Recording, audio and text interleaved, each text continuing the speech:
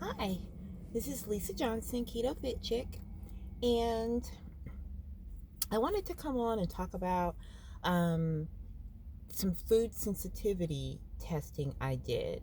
So I purchased a food sensitivity test where you sign up and then you send a sample, a hair sample, um, off to the address, so that the lab address, so that they can test it against all of these different food items. And I bought the platinum package, so I got testing for non-food items as well. um, so again, they tested me up against, I think, 180 items or so. And um, for the most part, it was as I expected. Um, Most of it was things I already was aware of and that I had already taken out of my diet. So, gluten, I'm highly reactive to gluten. So, I had already taken that out. I've, I've not had any gluten for a while, for a couple years. And also dairy. And I also knew this, and I haven't had dairy in a while. What I did find out is I thought that the raw goat milk cheese was okay, but apparently it says I have a high reactive, my body is highly reactive to all milk, including goat milk and sheep milk and cow's milk. So I'm not going to test my boundaries using the raw goat milk cheese anymore.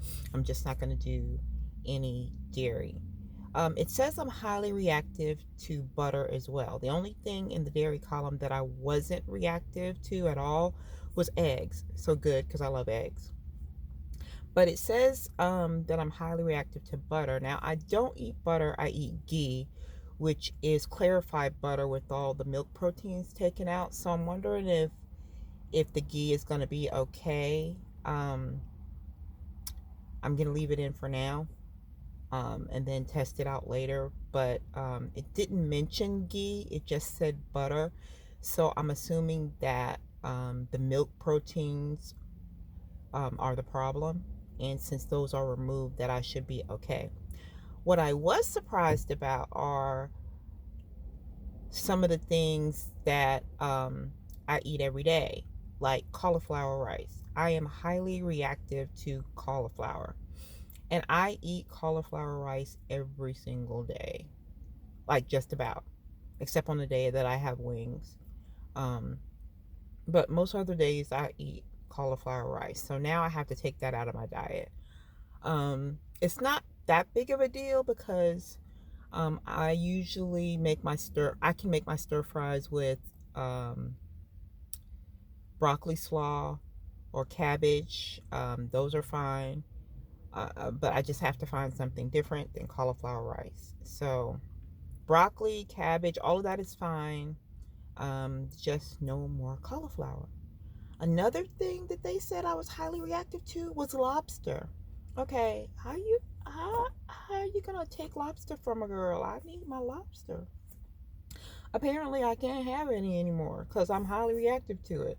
So when we go out, I basically can't do my normal dinner I get, which is usually lobster, shrimp, and scallops, or either steak and lobster, because I'm actually moderately reactive to shrimp.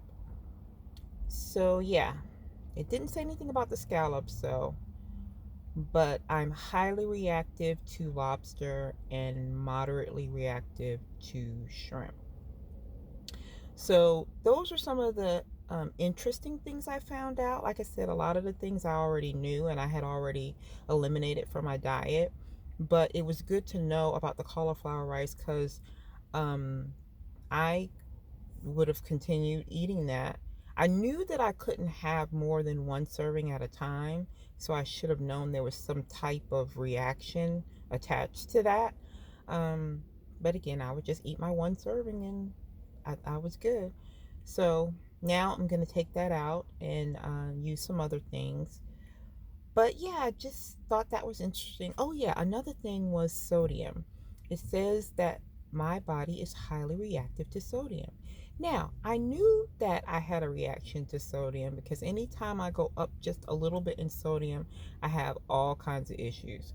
Um, so I knew that, but I did not know it was to the highly reactive point.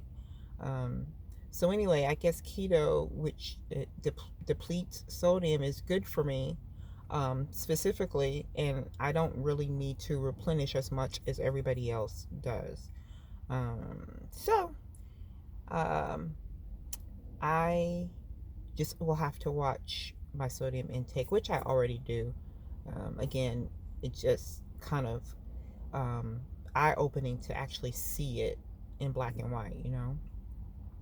So anyway, those are the more interesting things I found that they sent me like pages of stuff. So there's a lot of things that I have a moderate reaction to, like coconut oil and coconut products, which I drink coconut milk, and so I'm gonna have to switch that.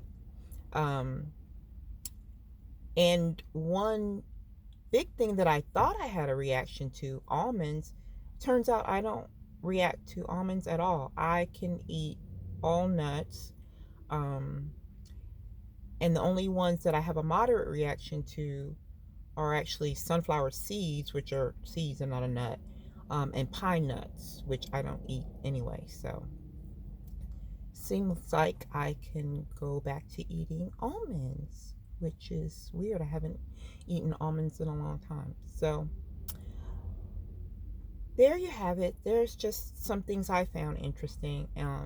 So I think that it might be beneficial if you're like to help with contest prep when you're in prep to know some things that you definitely need to take out, even if you continue to enjoy the things that may have a moderate reaction.